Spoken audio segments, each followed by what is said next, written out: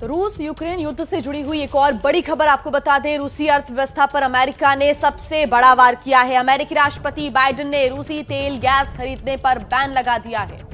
इसे रूस पर अमेरिका के आर्थिक हमले की तरह देखा जा रहा है। अमेरिका की तरह यूके ने भी अब कम तेल खरीदने का फैसला किया है। इससे असर ये होगा कि जो दूसरे यूरोपीय देश हैं वो भी उन पर भी तेल ना खरीदने का दबाव बनेगा। तो अमेरिका ने फोड़ा तेल बैन का बम। रूस कर रहा है बमबारी। ब्रिटेन ने किया बैन से वार। यूक्रेन में रूसी हमले से तबाही तो तेल के खेल से रूस को फंसाने की हो रही है कोशिश। रूसी अर्थव्यवस्था पर अमेरिका ने किया है सबसे बड़ा वार। अमेरिकी राष्ट्रपति बाइडेन ने रूसी तेल गैस पर बैन लगाने का ऐलान किया। Today I'm announcing the United States is targeting the main artery of Russia's economy. We're banning all imports of Russian oil and gas and energy. That means Russian oil will no longer be acceptable at U.S. ports, and the American people will deal another powerful blow to Putin's war machine. Biden की घोषणा के कुछ देर बाद ही Britain ने भी रूसी तेल के इंपोर्ट पर बैन लगाने की घोषणा कर दी। What we've announced today is that we want to see the elimination of Russian oil imports during the course of the year. So that gives people time to adapt to the new situation, but we want to see the elimination of Russian oil imports, as I say, during the course of 2022. इससे पहले Canada रूसी तेल और gas के इस्तेमाल पर ban का कदम पहले ही उठा चुका है। कनाडा रूस से तेल आयात नहीं करता था, इसलिए उसके बैन का कोई असर नहीं होना था। लेकिन अमेरिका अपनी जरूरत का 7% तेल रूस से लेता था। ब्रिटेन अपनी जरूरत का 11% तेल रूस से लेता था।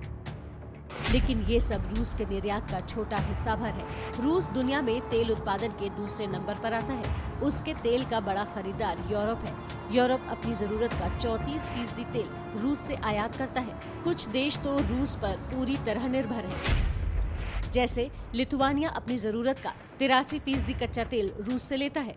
स्लोवाक रिपब्लिक अपनी जरूरत का 74% तेल रूस से लेता है।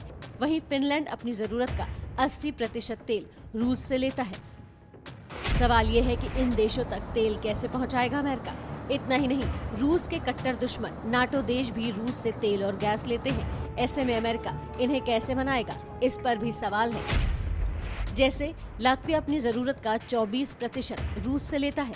हंगरी 43%, डेनमार्क 28%, चेक रिपब्लिक 21%, बेल्जियम 23% और पोलैंड अपनी जरूरत का 58% तेल रूस से लेता है।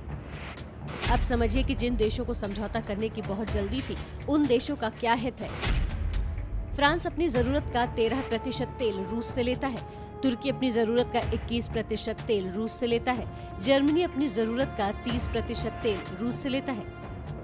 अगर युद्ध बढ़ता है और सप्लाई बंद होती है तो इन देशों पर सीधा असर पड़ने वाला है। लेकिन अमेरिका जानता है कि अगर उसने रूस का यूरोप से तेल कारोबार बंद करा दिया तो रूस को घुटने पर लाया जा सकता है। रूस अपने तेल निर्यात का 60% हिस्सा यूरोप को ही निर्यात करता है।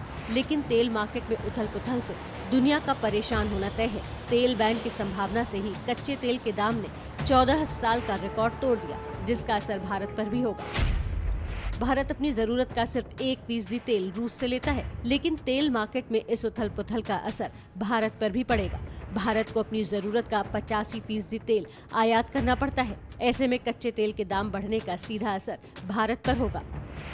कच्चे तेल के दाम बढ़ेंगे तो भारत में पेट्रोल डीजल महंगा होगा, जिससे महंगाई की मार बढ़ जाएगी। भारत को आयात के लिए ज्यादा पैसा देना होगा। विदेशी मुद्रा भंडार में कमी आएगी, साथ ही राजकोषीय घाटा बढ़ जाएगा। ऐसे में भारत के हित में यही है कि युद्ध जल्दी खत्म हो और तेल के दाम न चढ़े। लेकिन रूस और अमेरिका के तेवरों को देखकर ऐसा लग नहीं रहा।